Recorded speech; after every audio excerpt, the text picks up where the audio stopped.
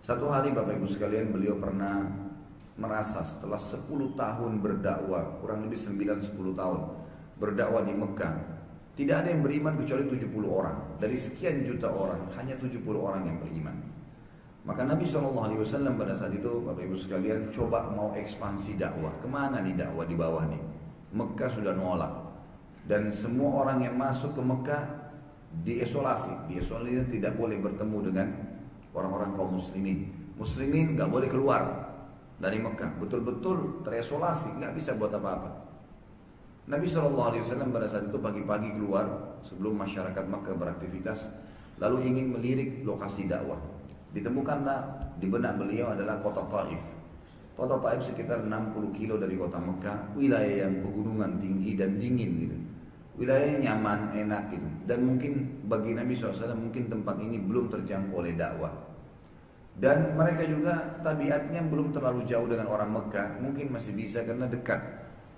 Nabi SAW menuju ke sana jalan kaki Bapak Ibu sekalian, dan ini lumayan waktunya memakan sekitar sehari 2 hari lah perjalanan. Nabi SAW jalan kaki. Ternyata seorang Quraisy yang sangat membenci dakwah Nabi SAW, dan itu paman beliau sendiri Abu Lahab, sudah mendahului Nabi SAW dengan kuda menuju ke kota Taif. Tiba di kota Taif, dia lebih dulu menyampaikan, akan datang kepada kalian ponakan saya bernama Muhammad, orangnya jangan dipercaya, kami lebih kenal, dia pendusta dan dirusak nama Nabi SAW. Ringkas cerita Bapak Ibu sekalian, Nabi SAW pada saat tiba di kota Taif, yang terjadi adalah penolakan spontan karena Abu Lahab sudah datang menyampaikan, dan Abu Lahab pamannya sendiri. Abu Lahab juga salah satu tokoh yang terkenal di Mekah.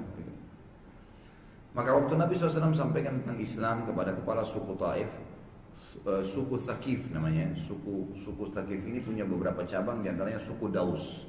Nanti akan kita jelaskan suku Thaqif dan suku Daus ini. Suku Daus terutama punya pengaruh besar nanti dalam Islam. Maka ditolak, tidak cukup dari situ. Karena sudah diwanti-wanti oleh Abu Lahab, ini orang sesat, jangan didengar, penyihir akan mengganggu kalian. Maka orang-orang Taif sudah ketakutan.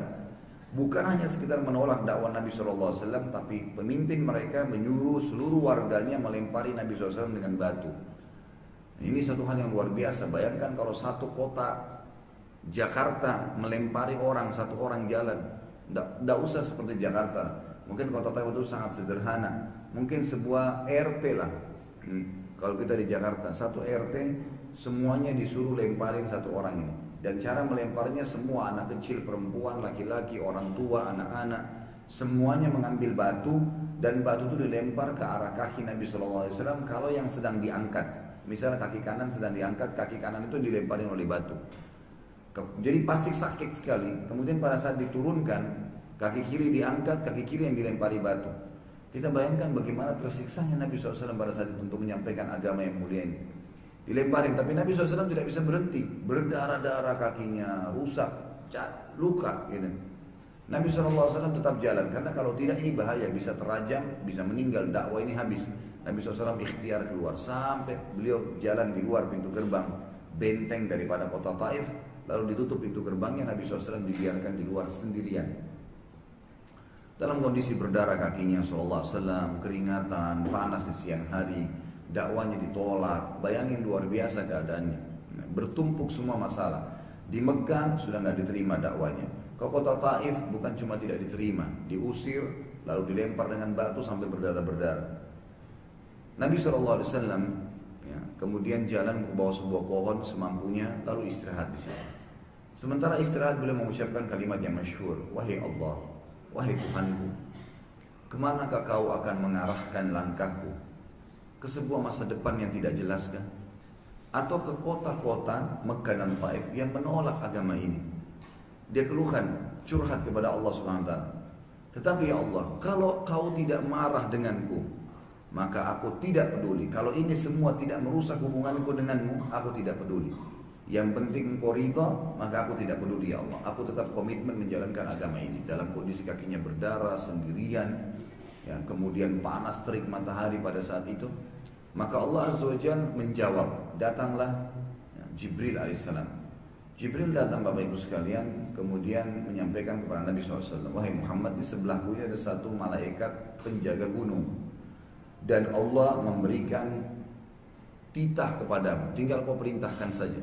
Kalau kau mau Muhammad, suruh dia menggabungkan antara gunung-gunung Mekah dengan gunung-gunung Taif. Digabungin sehingga dua kota ini habis dalam sejarah dunia, nggak ada lagi. Gampang, kamu tinggal bilang habis di Mekah sama Taif, nggak ada lagi.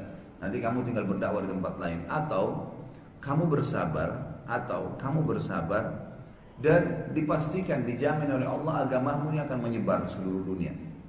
Maka kata Nabi SAW, saya bersabar dan saya berharap ditunjuk kota Taif. Saya berharap dari kota ini nanti akan keluar dari keturunan mereka orang yang beriman kepada Allah. Dan Allah Azza wa Jalla menerima doa Nabi SAW. Keluarlah dari kota Taif banyak orang yang beriman, dan sekarang kota Taif semuanya Muslim tentunya. Tapi waktu itu ada satu orang ini sudah cukup mewakili seluruh Taif. Dialah Abdurrahman bin Sakhr atau dikenal dengan Abu Hurairah. Abu Hurairah radhiyallahu anhu sahabat Nabi yang paling banyak meriwayatkan hadis dari kalangan laki-laki dari suku Daus, suku yang asli dari kota Taif, cabang daripada suku Thaqif tadi yang saya sebutkan.